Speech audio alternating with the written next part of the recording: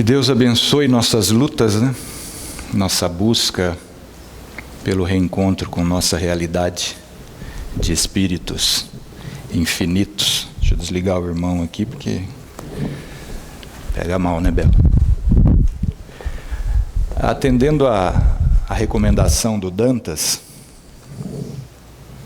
e a solicitação de alguns irmãos que estudam e praticam a mediunidade, nós vamos tentar colocar um pouco hoje algumas reflexões a respeito da meditação para o recolhimento, verdadeiro recolhimento. O objetivo é nós tentarmos esclarecer o que é o verdadeiro recolhimento, né? E para que nós precisamos de um recolhimento profundo na busca. Nosso curso, né, todos sabem, é estudo da mediunidade. Para que nós precisamos de um recolhimento mais adequado possível para tentarmos a comunicação com os espíritos, né? Então, o nosso objetivo hoje é estudar um pouquinho isso. Vamos ver se esse irmão aqui vai funcionar. Não funciona, Braulio. Opa, peraí. Funciona. Se eu apertar o botão certo, funciona. O que é meditar? A primeira vez que eu fiz um estudo em grupo com esse tema, um dos queridos companheiros lá, eu sempre imaginei que meditar fosse refletir sobre alguma coisa, sobre algum objeto, né? Ler uma lição, um ensinamento, e meditar sobre este ensinamento. Não é este o teor do termo e do nosso conceito aqui. Essa meditação acerca de algum objeto, de algum tema, de algum estudo, na verdade é uma análise, uma crítica, né? Aqueles menos afortunados como Abel, que já fizeram o curso de filosofia comigo, sabe a diferença que a gente faz, né, na filosofia a respeito do termo reflexão, crítica e análise de um texto ou de um objeto qualquer. Não é nesse sentido que nós usaremos aqui o termo meditar. Meditar aqui é um olhar, lançar um olhar para dentro de si, nas fontes das suas ações, das nossas ações. Tá? O que é meditar, então? Vamos tentar. De novo o botão errado.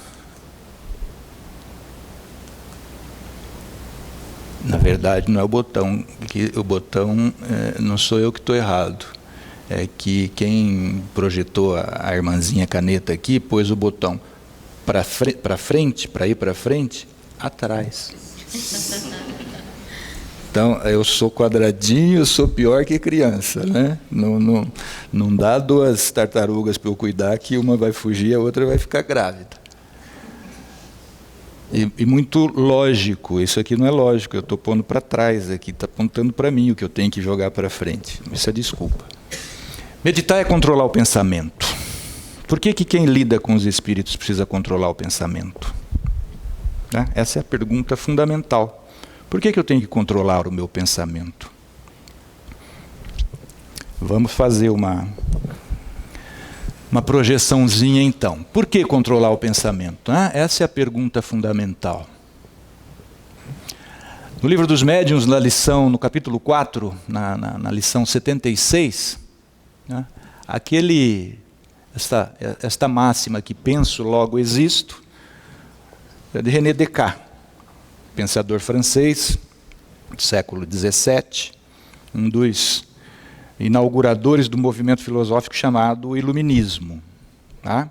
Então, Descartes colocou a existência nossa pelo ato de pensar. Eu existo porque eu penso. Ok?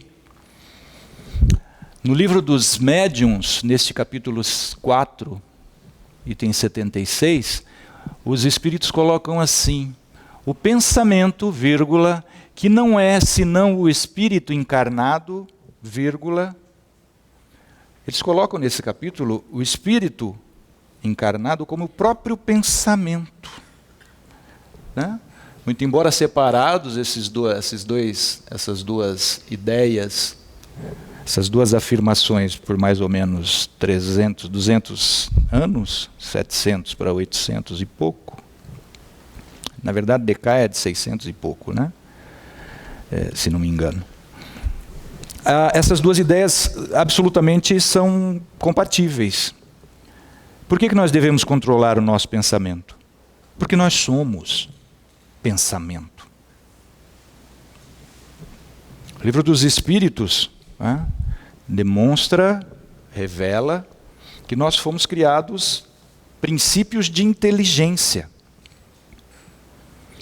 Todas as nossas ações, como bem coloca o Guimarães Rosa na boca do Riobaldo, personagem da obra maravilhosa Grande Sertão Veredas, o Riobaldo, que é um jagunço, um cangaceiro matador, não erra um tiro de espingarda, ele coloca lá assim: ações.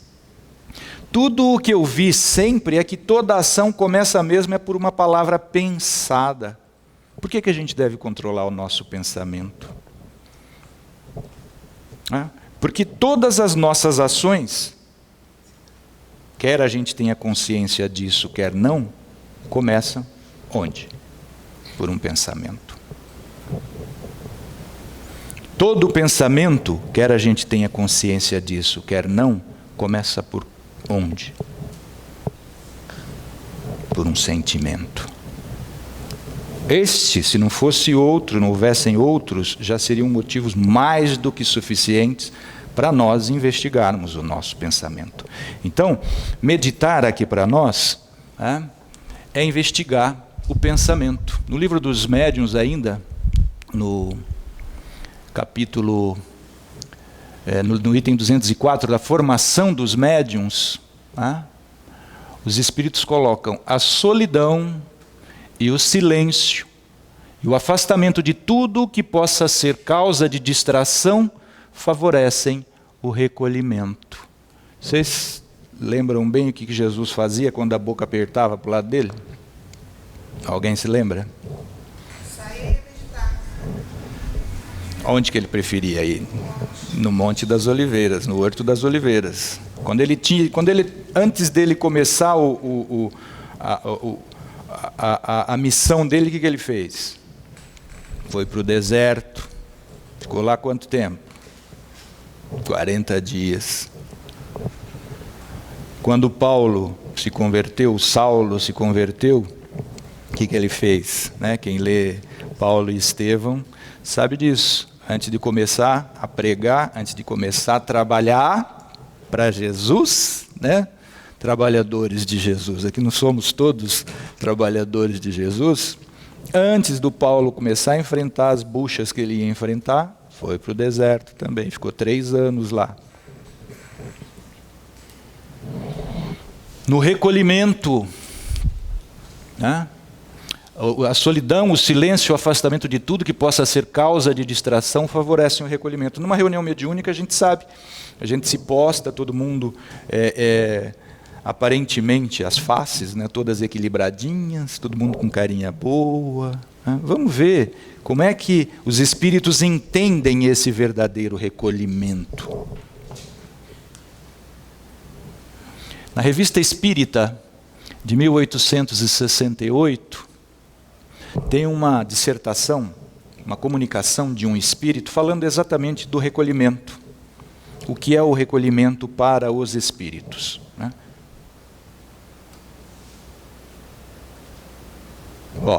Está silêncio aqui.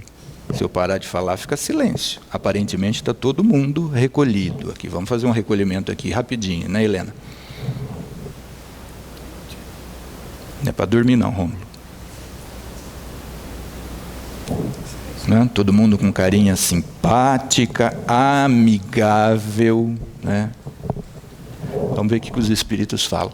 Se pudesseis ver o recolhimento dos espíritos de todas as ordens, não são os elevados não, que assistem às vossas sessões durante a leitura de vossas preces, o Benê fez uma prece agora maravilhosa, o Beto leu uma mensagem edificante, não só ficaríeis tocados, mas envergonhados de ver que o vosso recolhimento, que eu apenas qualifico de silêncio, está bem longe de aproximar-se do recolhimento dos espíritos, um bom número dos quais vos são inferiores.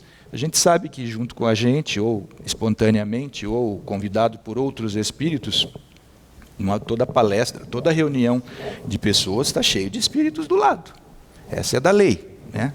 Essa troca, o livro dos espíritos fala, os dois mundos, que na verdade é um só, o mundo dos encarnados e o mundo dos espíritos, nós vimos isso na lição passada com Dantas aqui.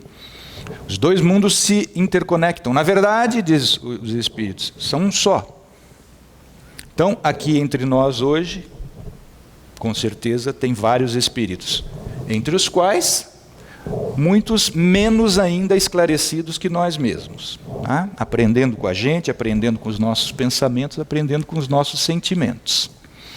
O que chamais vos recolherdes durante a leitura de vossas belas preces é observar um silêncio.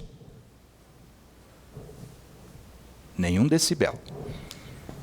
É observar um silêncio que ninguém perturba. Mas se os vossos lábios não se mexem, se o vosso corpo está imóvel, vosso espírito vagueia. O que é vaguear? Para lá e para cá, sem rumo.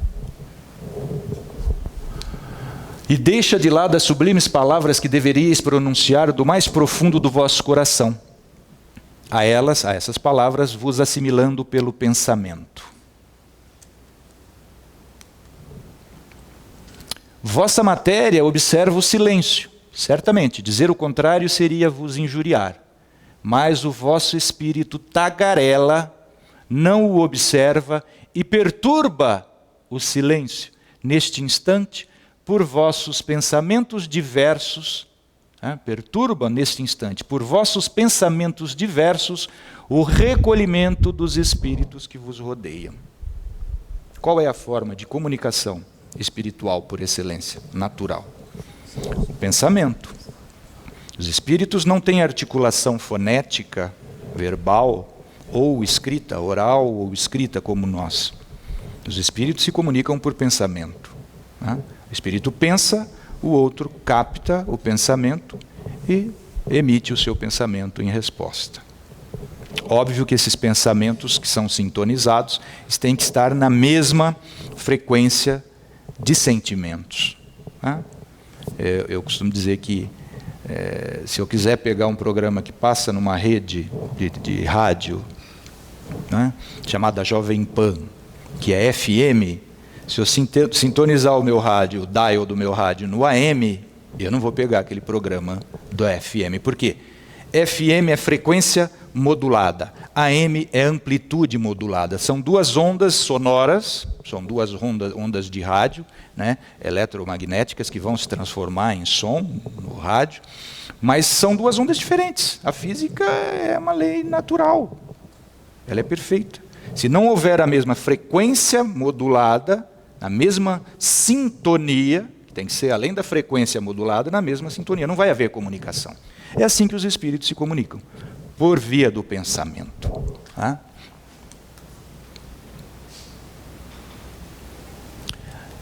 Nessa obra hinduísmo, o espiritismo, faquirismo ocidental, este autor aqui, Paul Gibier, faz uma relação entre a prática mediúnica sob a ótica e o ensinamento hinduísta e o espírita. Esta é uma obra que está em catálogo ainda, é publicada pela FEB, o autor é Paul Gibier, que era diretor do Instituto Pasteur, na época em que ele escreveu, o começo do século XX. É um espírita do começo do século XX. O espiritismo, faquirismo ocidental. Faquirismo aqui são aqueles homens santos da Índia, os faquires, que realizam fenômenos físicos, têm um domínio corporal fabuloso, um controle do corpo fabuloso, mas também realizam fenômenos de cura e fenômenos espíritas de materialização. Todo mundo conhece as histórias do Sai Baba, né, que é o mais famoso desses gurus contemporâneos, já falecido, recentemente falecido. Então o Paul Gibier coloca, relacionando a prática mediúnica segundo a orientação espírita e a segunda orientação hinduísta. A doutrina espírita moderna, que pouco variou em suas crenças da primeira hora, por que ele fala isso? A doutrina espírita moderna, que pouco variou em suas crenças da primeira hora, acha-se quase completamente de acordo com a religião esotérica atual dos brahmanes, o brahmanismo. O hinduísmo não é uma religião ou uma filosofia unificada. O hinduísmo é uma congregação de vários pensamentos filosóficos e religiosos, vários cultos e vários ritos. Não há o hinduísmo, né? Há vários cultos e vários pensamentos religiosos que se congregam sob esta bandeira ou esta denominação hinduísmo. A religião esotérica dos Brahmanes já era ensinada aos iniciados dos graus inferiores nos templos do Himalaia há talvez mais de 100 mil anos. Isto que o Espiritismo ensina com relação à mediunidade, isto que os faquires, os yogis hinduístas praticam, não é nenhuma novidade. A semelhança é pelo menos curiosa entre o hinduísmo e o Espiritismo. E pode-se dizer, sem cair em paradoxo, que o Espiritismo é o brahmanismo esotérico ao ar livre. Por quê? Porque o brahmanismo ainda é uma doutrina sacerdotal. Só alguns poucos privilegiados têm acesso às informações, às leis e os princípios que regulam todos os fenômenos realizados pelos faquires, os yogis, os homens santos hinduístas. O que estava dizendo o Paul Gibier é que o Espiritismo coloca isso tudo às claras. Não mais esotericamente, né? Não mais ocultamente, mas de uma forma clara. Por quê? Porque não deixa nenhuma dúvida acerca das leis e dos princípios que informam, que regulam esses fenômenos mediúnicos, esses fenômenos espíritas, sejam os fenômenos de cura, sejam os fenômenos físicos, sejam os fenômenos intelectivos, as produções literárias ou orais, as comunicações verbais, sejam as materializações. Tudo isso que o hinduísmo faz de uma forma velada, de uma forma, né, exclusiva dos sacerdotes e dos iniciados, o Espiritismo colocou às claras. E não só por isso colocou às claras, porque facultou a todo mundo, porque exatamente esclareceu os princípios e as leis que fundamentam esses fenômenos. Tá? Então, esta relação entre hinduísmo e espiritismo, nesse sentido, foi feita inicialmente pelo Paul Gibier. Na obra Dramas da Obsessão, Dr. Bezerra de Menezes ditou para a dona Ivone do Amaral Pereira, Dr. Bezerra coloca assim na introdução: mediunidade, sexto sentido que toda a humanidade possui, a despeito de a maioria dos homens ignorar que a possui, uma vez que se desconhecem estes a si próprios. Mediunidade, o sexto sentido que toda a humanidade possui, embora pouca gente saiba disso. Por quê? Porque pouca gente conhece a si mesmo. A gente roda dentro das aulas da doutrina espírita e cai onde, amado mestre? Na pergunta 919 do Livro dos Espíritos. Homem, conhece-te a ti mesmo. Qual o meio prático mais eficaz de se melhorar e ser feliz nesta vida e resistir à influência do mal? Conhece-te a ti mesmo.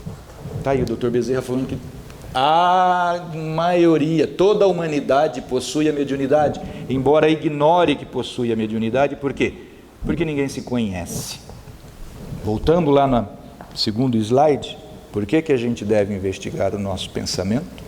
Porque nós somos pensamento. Penso, logo existo, René Descartes. O pensamento, vírgula, que não é outro senão o próprio espírito encarnado, vírgula, os espíritos no livro dos médiuns. Esse é Leon Denis. O Leon Denis trouxe esse slide só para reafirmar esta esta fala do Dr. Bezerra, que o Leon Denis já havia dito, né? É necessário ver nesse estado mediunidade, costuma-se chamar mediunidade o conjunto de faculdades que permite ao homem, ao ser humano, se comunicar com o mundo invisível. Isso é mediunidade. É necessário ver nesse estado a resultante da lei de evolução.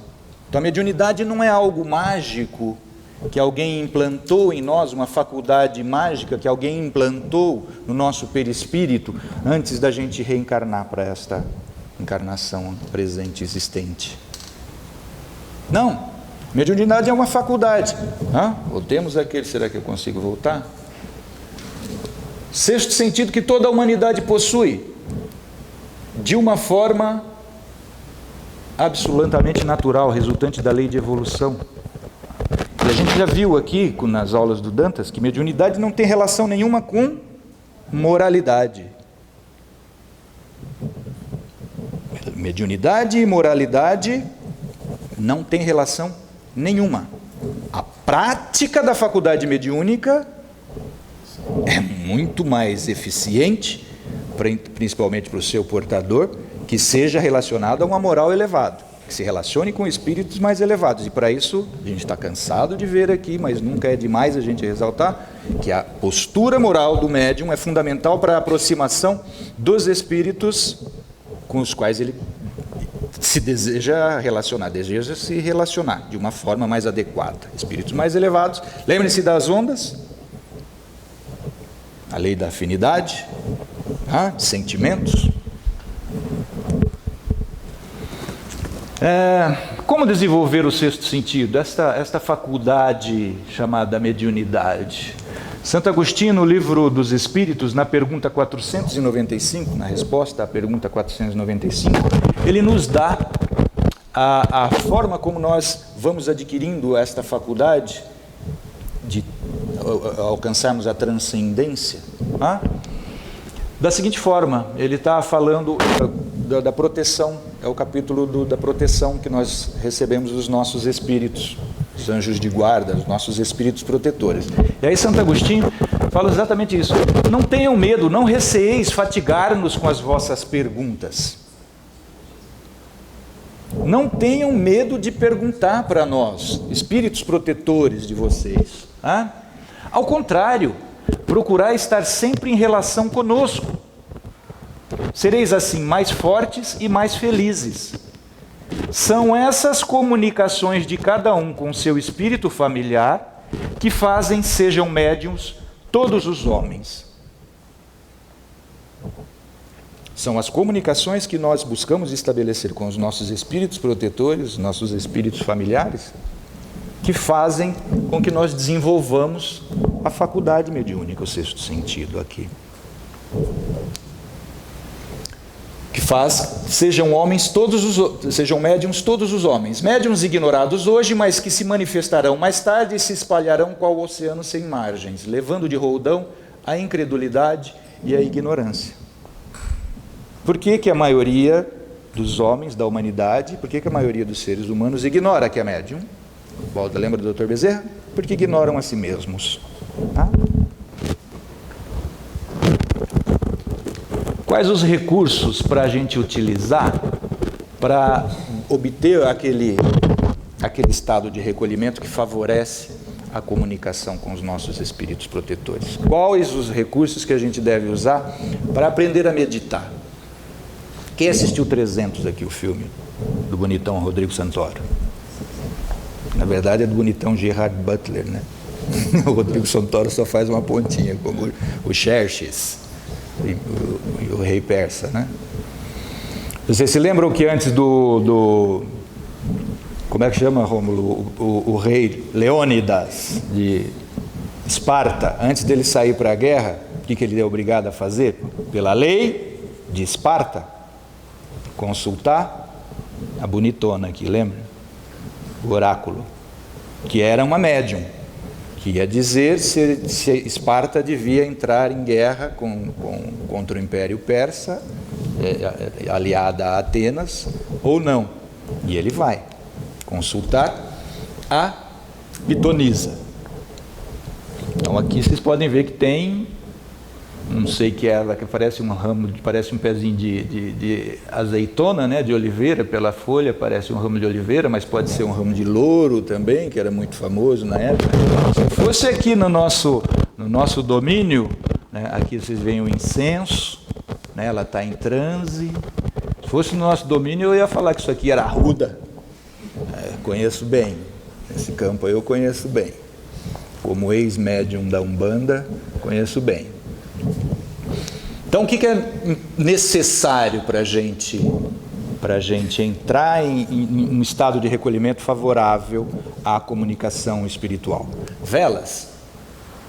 Eu adoro vela. Uma luz de vela é um negócio relaxante. Depende, quem tem rinite como a minha esposa, a fumacinha que sai da vela é um negócio irritante, ao invés de relaxante. Então, a minha esposa não vai conseguir relaxar com vela. Música.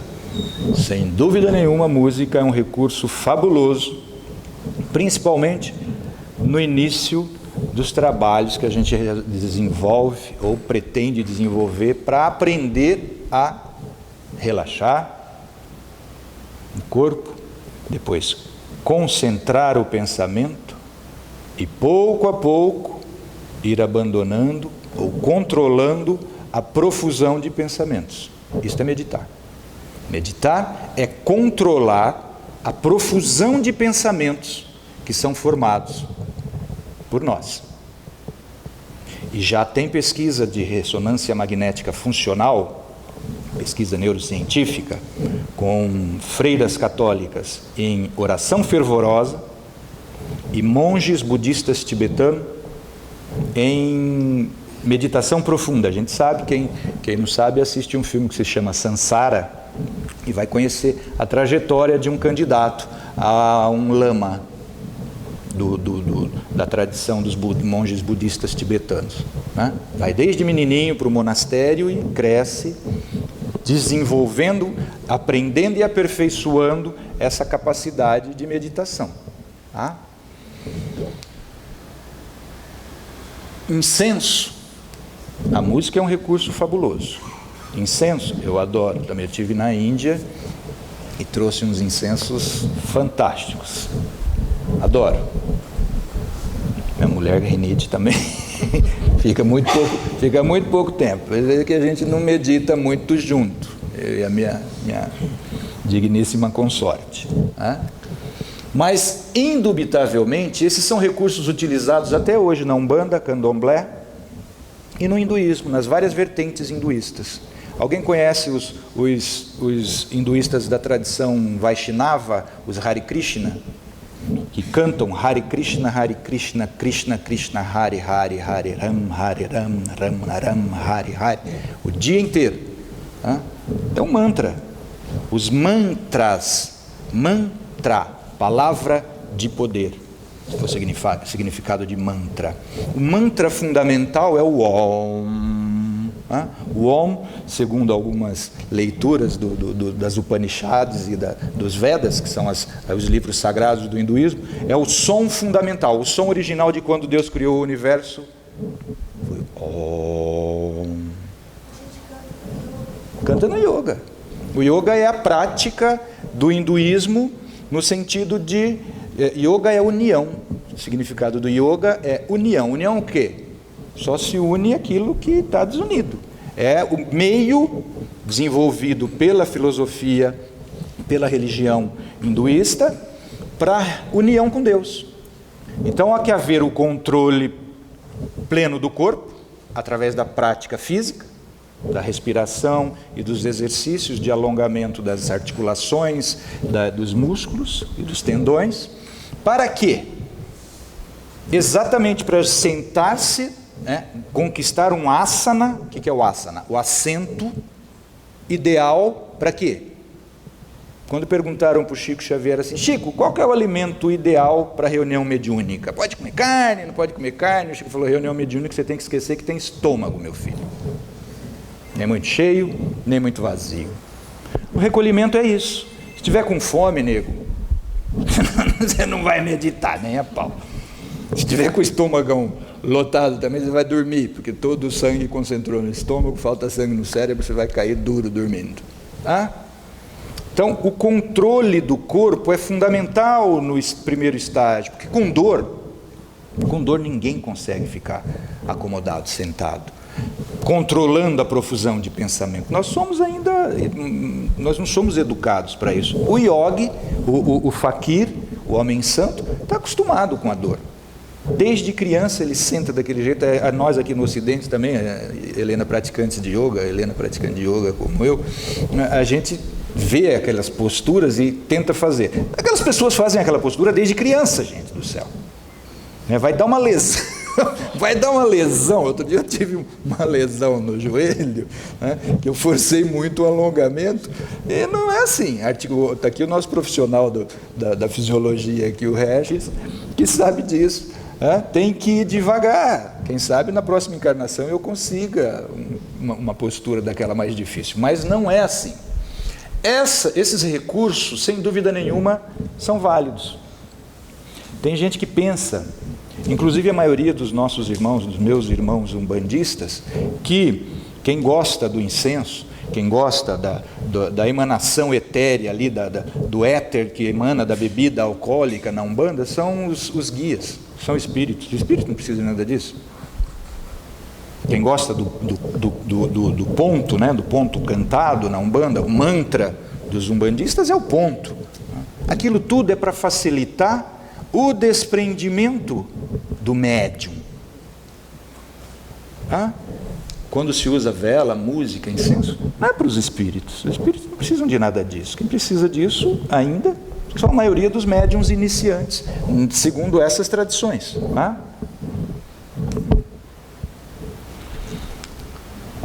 Qual é a grande dificuldade da maioria dessas tradições orientais que foram trazidas para o Ocidente sem a devida tradução efetiva? A maioria das pessoas, a maioria dos nossos irmãos que praticam yoga, dos meus amigos que praticam yoga, conseguem um estado de relaxamento mental, consegue uma postura, um assento, um asana físico, senta numa postura cômoda, que pode ficar minutos, algumas horas. Eu, quando comecei a praticar meditação, eu não conseguia ficar 5 minutos em lótus. Hoje é a postura mais cômoda para mim. No dia a dia, assistindo televisão, lendo, estudando, eu sento em lótus porque a minha coluna fica retinha. Eu tenho hérnia de disco, se minha coluna não ficar retinha, vai sofrer.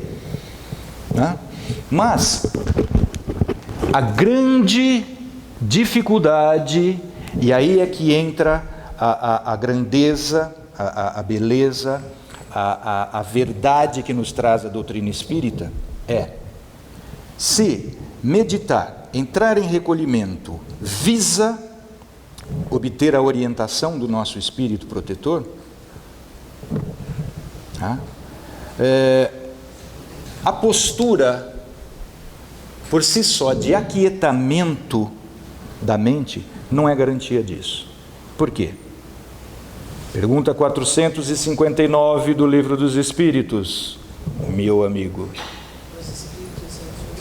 Influem os espíritos nos nossos pensamentos e nos nossos atos? Muito mais do que imagineis. De regra, de ordinário, normalmente o que vocês pensam que é pensamento de vocês é nosso, é dos espíritos. De regra, não é exceção. Ordinariamente, cotidianamente, os pensamentos que nós admitimos como nossos são dos espíritos que nos circundam. O grande equívoco nosso quando lemos esta informação é porque os espíritos que estavam ditando a doutrina eram espíritos elevados, coordenados pelo Espírito de verdade. A gente pensa que eles estão falando ali só deles, os espíritos superiores. Este é o grande equívoco. Daí a supremacia da doutrina espírita sobre as doutrinas asiáticas, orientais, que simplesmente nos auxiliam a conseguirmos um asana, um assento adequado, uma postura confortável, que não necessariamente precisa ser em lótus. Você conseguir meditar deitadão, meu amigo, ou sem dormir, beleza? Não é a postura é só meio. É só meio. O fim é conseguir aquietar o pensamento. Para quê? A prece é o orvalho divino que aplaca o calor excessivo das paixões. Filha primogênita da fé, a prece nos encaminha para a senda que conduz a Deus. No recolhimento, olha o termo de novo, no recolhimento e na solidão, de novo, estais com Deus. Para vós já não há mais mistérios. Vocês se lembram como que Jesus recomenda a gente orar? Quando quiseres orar, não faça iguais aqueles que ficam lá na esquina batendo no peito. Eu faço isso, ou eu sofro, ou eu... não. Recolhe-te no teu quarto, que Deus, que conhece as tuas necessidades mais íntimas, vai no segredo do teu quarto, no secreto do teu quarto. No recolhimento e na solidão estais com Deus. Para vós já não há mistérios, todos os mistérios se vos desvendam. Apóstolos do pensamento, a prece é para vós a vida. Vossa alma se desprende da matéria e rola por esses mundos infinitos e etéreos que os pobres humanos desconhecem. Por que que a gente medita em prece? O ideal. Eu estava num retiro de yoga uma vez e numa aula de meditação, uma companheira de estudos falou, olha, eu faço meditação e às vezes me vem uma profusão de imagens desconexas que eu não consigo concatenar. O que é isso? Perguntou essa nossa irmã. E o meu amado instrutor falou, pode ser uma série de coisas. Você é que tem que descobrir. Mas não pode ser uma série de coisas, pode ser 3 coisas só. Pode ser pensamento meu, que não tenho o hábito de vigiar os meus pensamentos, de investigar meus pensamentos, e a imaginação está funcionando. A imaginação é uma das faculdades da razão, uma das faculdades da alma. A imaginação está funcionando e eu não tenho o controle do meu estado mental. Então pode ser isso, imaginação. Pode ser quando eu entro num estado de meditação adequado e a prece é eficiente no recolhimento e na solidão, vossa alma se desprende da matéria. Quando que nossa alma normalmente, diariamente, desprende da matéria? No sono. Exatamente. Só que nós estamos buscando isso em vigília. Nosso corpo está acordado, o cérebro está acordado. Então, quando nós somos eficientes no recolhimento, na meditação, na supressão do império dos sentidos físicos, é isso que a gente visa, é suprimir o império dos sentidos. Por isso que a gente busca o recolhimento e a solidão. Porque se tiver um tagarela do lado da gente, vai ser mais difícil da gente. O ouvido é feito para isso, para ouvir. Os olhos, então, por que a gente, quando fala, vamos entrar em recolhimento, todo mundo já fecha o zoinho? Os olhos são terríveis. Terríveis não, eles são divinos, eles são eficientíssimos, que é para a gente fugir do leão, fugir do tigre de dente de sabre, fugir do mastodonte, né? Os ouvidos também. Hoje fugir dos carros que está atropelando todo mundo, né? Esses são os mastodontes contemporâneos. Então os nossos sentidos são para sobrevivência, preservação e perpetuação da espécie. Correto? Só que neste momento em que estou buscando meditar, que eu estou buscando voltar o meu sentido para dentro, para o sentido interno, para o sentido íntimo, eu tenho que suprimir os sentidos exteriores. Os espíritos se comunicam como?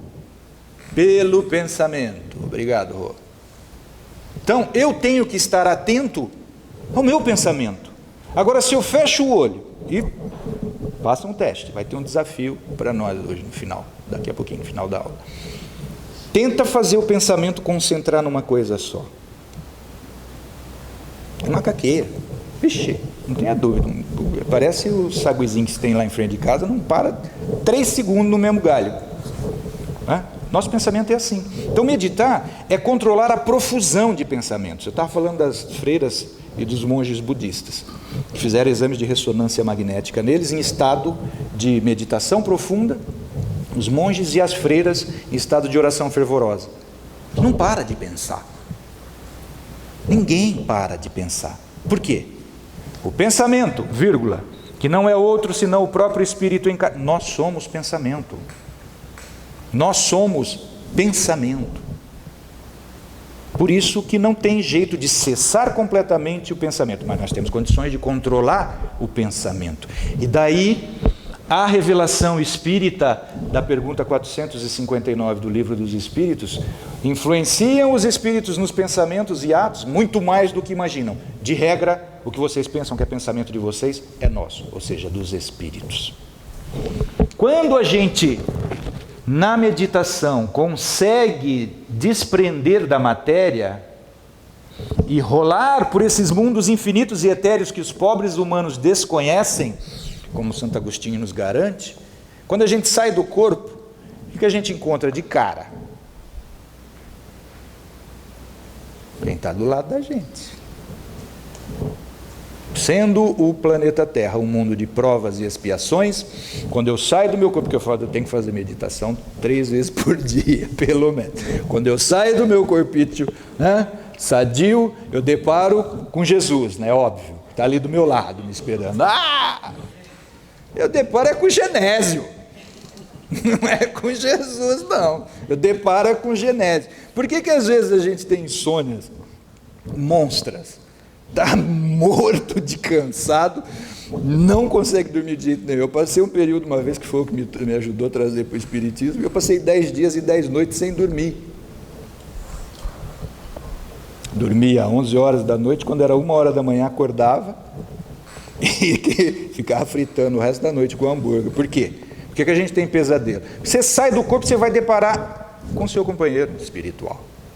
E, infelizmente para nós, mas é uma lei de Deus, o nosso espírito protetor, porque ele é um trabalhador de Jesus e de Deus, ele não interfere na nossa vida. Nosso espírito protetor não está do nosso lado para a gente vai comer fettuccine ao pesto ou a bolonhesa. Ele não se mete na nossa liberdade, no nosso arbítrio. Se a gente se chama direitinho, ele vem. Está correndo. Essa pergunta 495 do Livro dos Espíritos, Santo Agostinho esclarece bem isso. Então, nós temos que ser eficientes em cessar o nosso pensamento. Pai nosso que estás no céu, santificado seja vosso nome. Amanhã eu tenho aquele prazo para cumprir, não vai ter jeito. Venha a nós o vosso reino, seja feita a vossa vontade, assim na terra como no céu. Será que eu levei o negócio lá para o escritório? O pão nosso de cada dia nos dai hoje. Perdoai as nossas ofensas, aquela conta eu paguei, não paguei. Venha a nós o vosso... É assim que a gente ora. Quando não, a gente quer mandar em Deus. Não é assim. Se mandarem eu fazer alguma coisa, vai ser difícil de atender. Meu filho está aí, minha mãe não está, infelizmente, que ela ia poder confirmar. Não tem criatura mais insubordinada do que eu. Sou muito disciplinado, mas não tenta dar ordem para mim, a não ser a minha esposa. Ela não dá ordem, ela pede com jeitinho.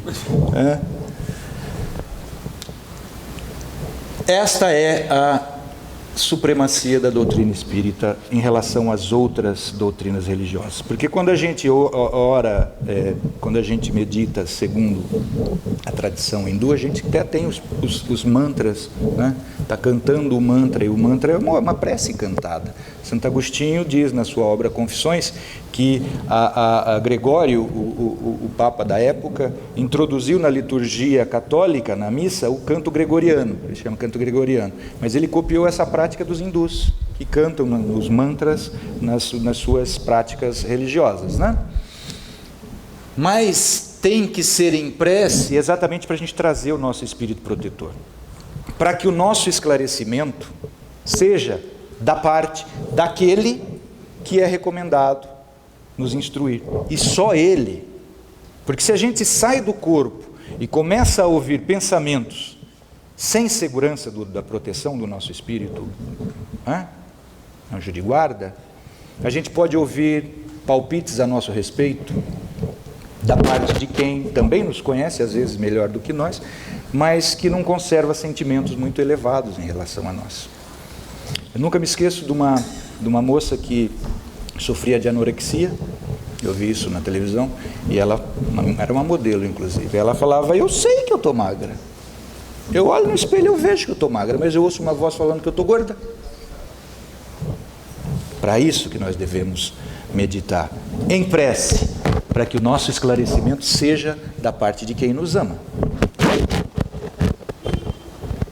Aí nós temos toda uma orientação do Emmanuel a respeito de como fazer o desenvolvimento dessa intuição mediúnica.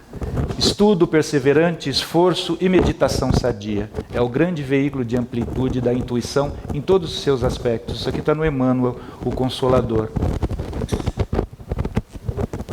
Todos os homens participam dos poderes da intuição. Isso aqui é do Emmanuel também.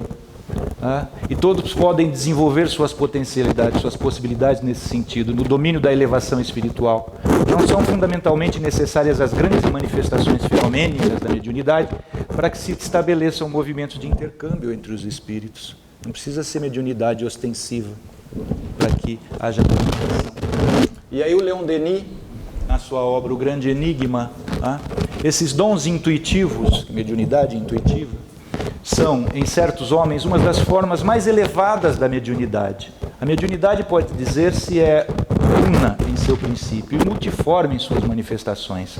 É a verdadeira iniciação íntima, o misterioso idioma com que o mundo superior se comunica com as almas, espíritos encarnados, com o pensamento daqueles que escolheu para correspondentes na Terra. E aqui, por fim, o ensinamento da Dona Ivone Pereira. Essa cor que eu usei aqui não funcionou. Recordações da Mediunidade, essa obra da Dona Ivone Pereira também. O bom desenvolvimento mediúnico que solidifica a faculdade, evitando crises obsessivas de muitos gêneros, ou seja, praticando a mediunidade de modo a evitar que eu saia do corpo e alguém comece a dominar o meu pensamento. Algum assédio indesejado, né? Se for um assédio desejado, é até bom que domine o meu pensamento, mas algum assédio indesejado. Não implica somente a frequência a determinadas sessões. Então, o bom desenvolvimento que solidifica a faculdade e evita obsessões de todos os gêneros, não implica somente frequentar as reuniões mediúnicas, mas principalmente a cultura moral interior do pretendente ao intercâmbio com o invisível. O cultivo das boas qualidades do caráter, o estudo, a meditação, a prática do bem, o método e a organização dos trabalhos espíritas e da própria ação diária da vida. Desculpe. Esqueci da aguinha. A prece, a leitura edificante corrigindo vícios mentais. Porque se eu não tenho o controle do meu pensamento, qualquer um que jogue um pensamentozinho que me agrade, vai me pegar. Que me jogue um elogiozinho, vai me pegar. Porque atrás desse elogiozinho vai ver um intento não muito edificante. Porque a gente sabe que os espíritos protetores, eles não ficam passando a mão na cabeça da gente, não. Eles educam. E educar, a maioria das vezes, é corrigir falando não. A prece, a leitura edificante corrigindo vícios mentais, amor generalizado irradiando para manifestações superiores, enfim, uma renovação de valores circunstanciada. Renovação que não poderá ser certamente rápida, mas que será constante nos propósitos de progresso.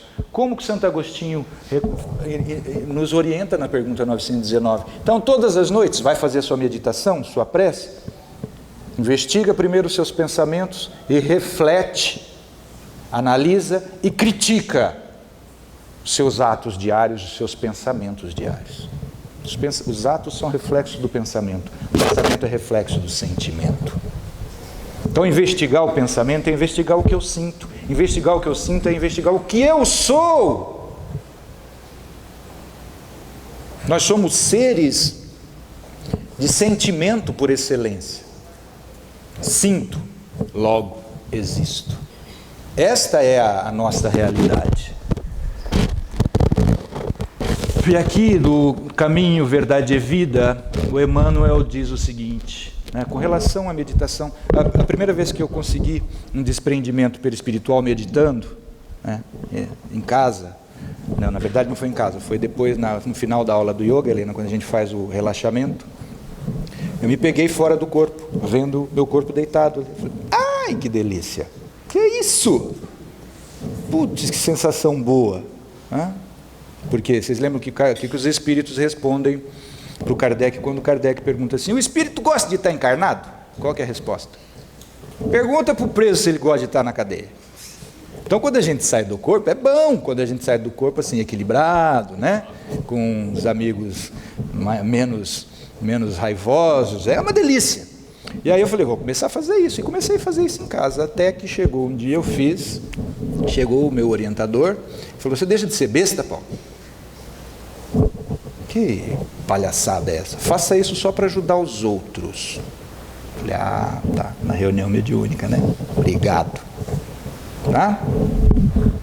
Então, com relação à meditação, os espíritos deixam claro, não tem muito pouco valor você ficar num monastério isolado no deserto, se não for para a preparação para o serviço edificante. Então Emmanuel coloca desse jeito. Jesus nunca se encerrou à distância das criaturas com o fim de permanecer na contemplação absoluta dos quadros divinos que iluminavam o coração, a natureza, o horto das oliveiras, mas também cultivou a prece em sua altura celestial. Despedida a multidão, terminado o esforço diário, Jesus estabelecia a pausa necessária para meditar à parte, comungando com o Pai na oração solitária e sublime.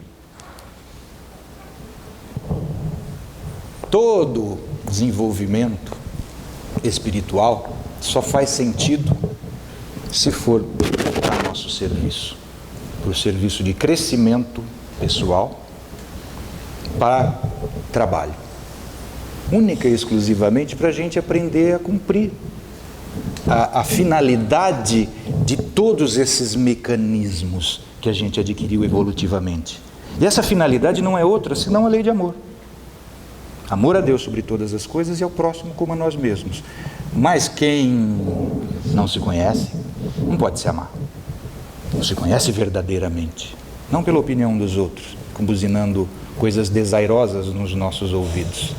Todos nós que estamos aqui encarnados, só conseguimos a encarnação do jeito que nós vivemos, sadia, física e espiritualmente, porque nos arrependemos honesta e sinceramente de todos os nossos equívocos. Portanto, ninguém que está encarnado tem motivo para depressão. Não deixa ninguém te deprimir por pensamentos desairosos. Como Paulo, não sou digno ainda de ser chamado apóstolo, mas pela graça de Deus eu já sou o que eu sou. É isso que a gente vai descobrir, caindo dentro de nós mesmos. Este ser infinito, que foi criado por amor, exemplificado no amor por Jesus, e que está destinado ao amor. É a nossa origem e nossa destinação, o amor. É isso que a gente vai descobrir dentro de nós. Essa capacidade de autodivinização que Jesus já garantiu para a gente. Vocês sois deuses.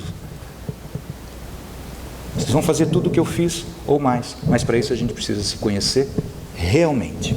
Sem máscaras, sem personas, sem sombras, sem dúvida, com fé. E que Deus abençoe os nossos esforços nesse sentido.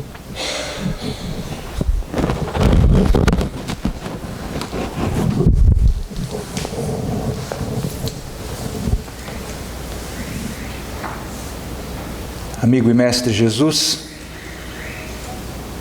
nós te agradecemos, Senhor, a oportunidade grandiosa de nos reunirmos em Teu santo e divino nome. Santo pela postura que exemplificastes para toda a humanidade diante da lei do Pai. Divino exemplo de amor que já nos deixastes. Com todo o sacrifício, nos destes, Mestre, o exemplo magnânimo de como nascer, de como viver e de como morrer por amor.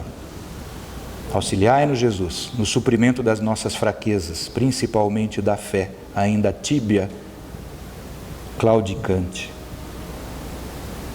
Que o nosso trabalho seja sempre do burilamento, com fervor, das nossas mazelas mais íntimas, adequando o nosso sentimento e, por conseguinte, nosso pensamento e nossas atitudes ao teu caminho, à verdade e à vida que inaugurastes para todos nós com tanto sacrifício. Fica conosco, Mestre, hoje e sempre.